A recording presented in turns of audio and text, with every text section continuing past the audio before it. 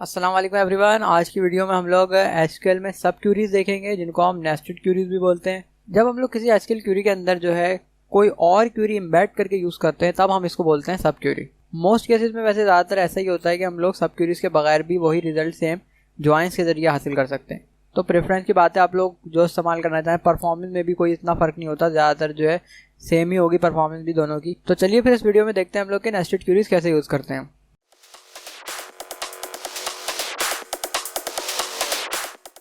मेरे पास जो एक एम्प्लॉयज़ का टेबल मौजूद है,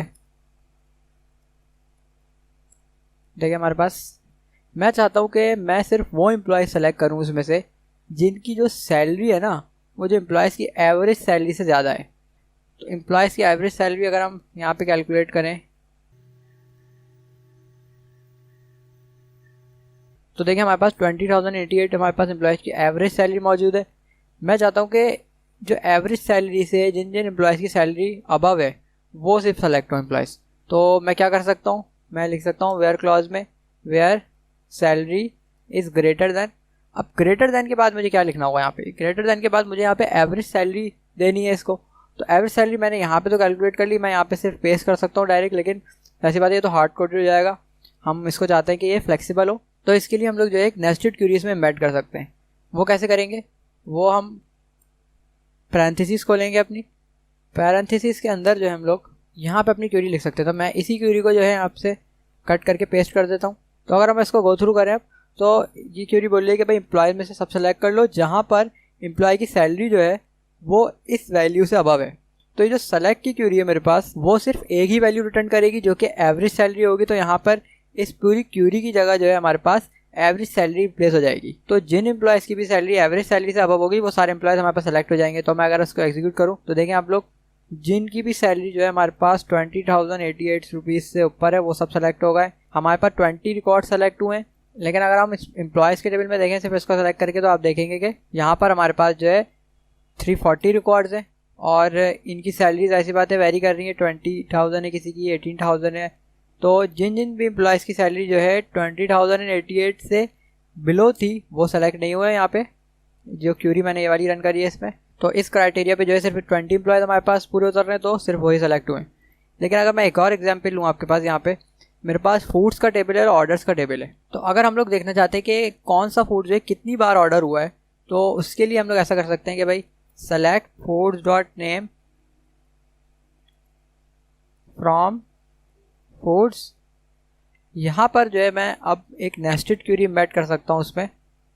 इसके ज़रिए हम नेम तो सेलेक्ट करेंगे, अब हमें चाहिए कि नंबर ऑफ़ ऑर्डर्स, हम लोग नंबर ऑफ़ ऑर्डर्स हमें कैलकुलेट करने पड़ेंगे। तो ऐसी बात है हर फूड के लिए, तो हम नंबर ऑफ़ ऑर्डर्स कैलकुलेट करने के लिए यहाँ पे एक क्यूरी लिख सकते हैं। तो हमारे पास जो ऑर्डर्स मौजूद है वो ऑर्डर्स के टेबल में मौजूद है और ऑर्डर आइटम्स है। लेकिन हमारे पास दो टेबल हैं, ऑर्डर्स और ऑर्डर आइटम। ऑर्डर आइटम में हमारे पास कॉलम में आपको दिखाऊँ, उसमें तो फूड आईडी है और ऑर्डर आईडी है, कौन सा फूड ऑर्डर हुआ है और कितनी क्वांटिटी में ऑर्डर हुआ है।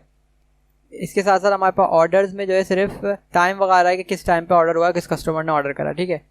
तो कितनी बार जो है कोई फूड ऑर्डर हुआ है, इसके लिए मैं क्या देखूंगा कि ऑर्डर आइटम्स का टेबल है, वहाँ पर मेरे पास फूड आईडी मौजूद है।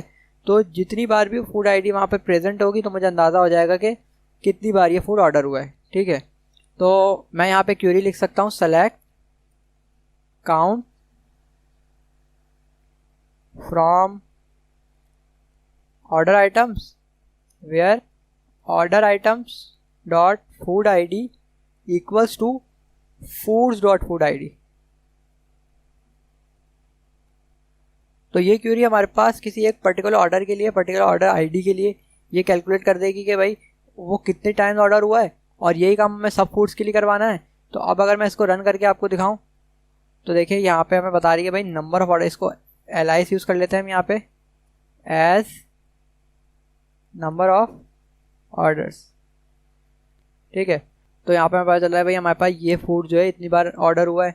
अच्छा, अब इसमें सबसे पहले हमारे पास क्या होता है कि ये हर एक फूड नेम को सेलेक्ट करेगा, उसके बाद जो है हर एक फूड नेम के लिए ये वाली क्यूरी रन होगी और वो क्यूरी हमारे पास काउंट करेगी भाई कितने बार इस फूड को ऑर्डर किया गया, क्योंकि हम लोग फूड आईडी को इक्वल करवा रहे हैं, कंडीशन से हम लिमिट कर दिया।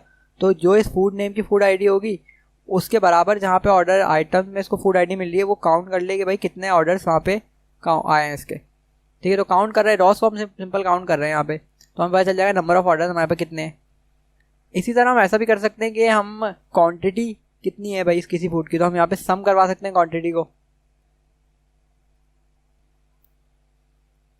तो अब अगर मैं रन करूँ देखें तो यहाँ पे लिख सकता हूँ मैं क्वांटिटी, तो ये क्वांटिटी आ गई। इसके अलावा जो है मैं इसको और भी कॉम्प्लेक्स बना सकता हूँ इस नेस्टेड क्यूरी को। यहाँ पे मैं ज्वाइन करवा सकता हूँ एक टेबल ऑर्डर्स वाला, on orders dot order ID is equals to where की कंडीशन मुझे लास्ट में लगानी पड़ेगी, फिर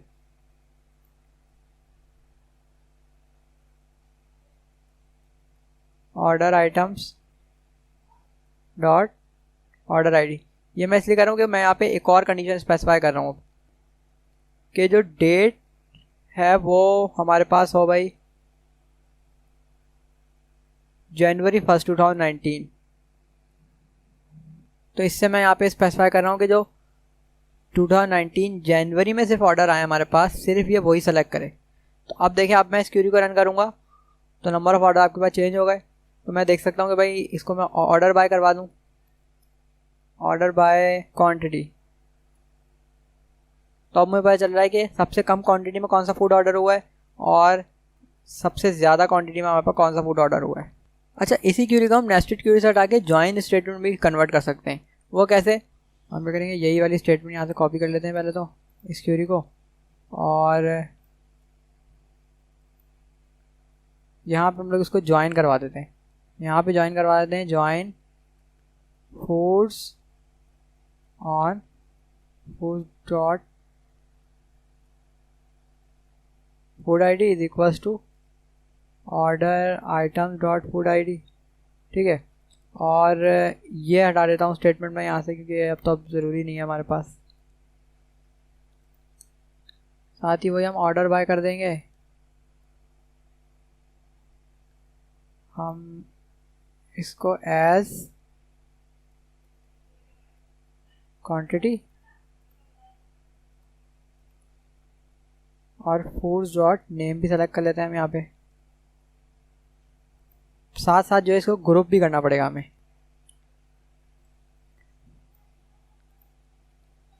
तो अब अगर मैं इसको रन करूँ तो इसको भी सेम रिजल्ट देना चाहिए, ऊपर वाली क्वेरी वाला। देखिए आप, वही सेम रिजल्ट आ रहा है। ठीक है, कोई फ़र्क नहीं रिजल्ट में, दोनों को एक साथ भी सेलेक्ट करें आप देखें बिल्कुल सिमिलर रिजल्ट है। तो वही रिजल्ट हम लोग सब क्यूरीज के ज़रिए और जॉइंस के ज़रिए हासिल कर सकते हैं। अब आप जो यूज़ करना चाहें, प्रेफरेंस के ऊपर है बिल्कुल। ये एक और एग्जांपल देखते हैं इसकी हम लास्ट। सपोज हम लोग को वो कस्टमर सेलेक्ट करने हैं जिन्होंने किसी स्पेसिफिक डेट पे ऑर्डर किया है। ठीक है, तो हम इसके लिए कर सकते हैं कि भाई कस्टमर्स के टेबल में से हम सेलेक्ट करेंगे, select from customers where customer, मैं इसमें नेस्टेड क्यूरी इस्तेमाल कर रहा हूँ वैसे ही, कस्टमर आईडी इन का ऑपरेटर आप लोगों को पता है क्या करता है, मल्टीपल वैल्यूज़ हम यहाँ पे स्पेसिफाई कर सकते हैं और मल्टीपल वैल्यूज़ मैं अपनी नेस्टेड क्यूरी में स्पेसिफाई करूँगा। तो ऑर्डर्स के टेबल में हम लोग सेलेक्ट करेंगे कस्टमर आईडी फ्रॉम ऑर्डर्स, और हम इस पे कंडीशन लगाएंगे कि where order date time equals to 2020 02 और 25। इस डेट को जो है मैं चाह रहा हूँ कि जितने भी कस्टमर्स ने ऑर्डर करें उन सब कस्टमर्स को सेलेक्ट कर लूँ। तो मैं यहाँ पे ये सेलेक्ट की क्वेरी रन करूँगा। अच्छा, यहाँ पर मुझे ये डेट टाइम की फील्ड है, मुझे इसको एज डेट कास्ट करना पड़ेगा। तो हमारे पास एक कास्ट का फंक्शन होता है एसक्यूएल में, cast date time as date. ठीक है, तो इससे ये, क्योंकि इसमें टाइम पोर्शन भी ऐड है और यहाँ पे हम टाइम पोर्शन ऐड नहीं करें, तो हम सिर्फ जो है कास्ट कर देंगे इसको एज डेट से। तो हम इसको कंपेयर कर सकते हैं फिर सही तरह। इसको रन करके देखते हैं। देखिए, हमारे पास जो इस डेट को सिर्फ यही कस्टमर्स आए हैं जिन्होंने ऑर्डर करें। ठीक है, जो कि हमारे पास 6 कस्टमर्स हैं टोटल। तो अब मैं इसको दोबारा गो थ्रू करूँ तो यहाँ पे क्या हो रहा है कि मैं कस्टमर में डेटा सेलेक्ट करूँ, और जहाँ पे कस्टमर आईडी किस में मौजूद है भाई, यहाँ पे मैं सेलेक्ट कर रहा हूँ नेस्टेड क्यूरी लगा के सेलेक्ट करे भाई ऑर्डर्स में से मैं सेलेक्ट कर रहा हूँ। ये जिन कस्टमर्स ने इस डेट को ऑर्डर किया है कोई भी, वो कस्टमर सारे सेलेक्ट हो जाएंगे, यहाँ पे उनकी आईडी सेलेक्ट हो जाएंगी बल्कि, है ना। तो उन आईडीज़ को जो है ये इनके ऑपरेटर में पुट करके जो है कस्टमर आईडी से कंपेयर करेगा। और इनका ऑपरेटर हम लोगों ने पढ़ लिया कि मल्टीपल वैल्यूज़ कंपेयर करने के लिए यूज़ होता है। तो यहाँ पे हमारे पास ये क्यूरी जो है वो मल्टीपल वैल्यूज़ रिटर्न कर रही है और वो मल्टीपल वैल्यूज़ कस्टमर आईडी से कंपेयर होंगी। और अगर कोई भी कस्टमर आईडी जो है कस्टमर के टेबल में इस नेस्टेड क्यूरी कस्टमर आईडी से मैच कर रही होगी तो वो रॉस सेलेक्ट हो जाएंगे हमारे पास। तो वो रिकॉर्ड हमारे पास ने सेलेक्ट कर दी यहाँ पे सिंपल। इसको हम जॉइंस के ज़रिए भी हासिल कर सकते थे, बिल्कुल हम यही काम ऐसे कर सकते थे कि सेलेक्ट फ्रॉम कस्टमर्स और हम यहाँ पे जो है जॉइन लगा सकते हैं, जॉइन ऑर्डर्स और orders dot customer ID is equals to customers dot customer ID. ठीक है, और बाकी मैं कंडीशन अपनी जो है वाली फिर नीचे स्पेसिफाई कर सकता था। ये भी मेरे पास सिमिलर रिकॉर्ड्स ही सिलेक्ट करेंगे, देखो ये भी हमारे पास सिमिलर रिकॉर्ड्स हैं और यहाँ पर भी हमारे पास वही सिमिलर रिकॉर्ड्स हैं। इसको अगर मैं ऑर्डर कर दूँ, ऑर्डर बाय कस्टमर आईडी के ज़रिए इसको ऑर्डर कर देते हैं।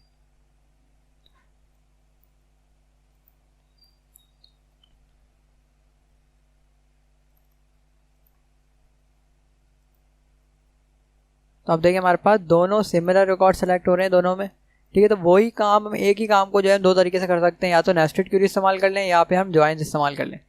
एक बात और ध्यान में रखिए कि वेयर क्लॉज में हम लोग यहाँ पे तो वैसे इन यूज़ कर रहे हैं जिसमें मल्टीपल वैल्यूज हो सकती हैं। तो ये अगर क्यूरी मल्टीपल वैल्यूज रिटर्न कर रही है तो ठीक है यहाँ पे, लेकिन अगर मैं यहाँ पे इक्वल टू की साइन इस्तेमाल कर रहा होता या ग्रेटर दैन लेस दैन वगैरह, तो उसमें क्या है, उसमें हमारे पास लाजमी है कि ये जो रिकॉर्ड हमारे पास यहाँ से रिटर्न हो रहा है वो सिंगल रिकॉर्ड हो, वरना फिर वो हमारे पास एरर देगा। ऐसी बात है, क्योंकि मल्टीपल वैल्यूज से तो कंपेयर नहीं कर सकते ना हम इक्वालिटी साइन के ज़रिए या फिर ग्रेटर दैन या लेस दैन की साइन के ज़रिए।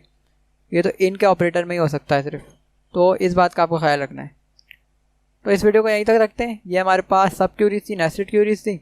इंशाल्लाह नेक्स्ट वीडियो में आपके सामने हाजिर हूँ। अगर वीडियो आपको समझ आई है, पसंद आई है, तो आप लोग इसको लाइक करें। इंशाल्लाह नेक्स्ट वीडियो में फिर आप लोगों से मुलाकात होगी। जब तक के लिए आप लोग मुझे इजाज़त दीजिए, अपना ख्याल रखिएगा। अल्लाह हाफ़िज़।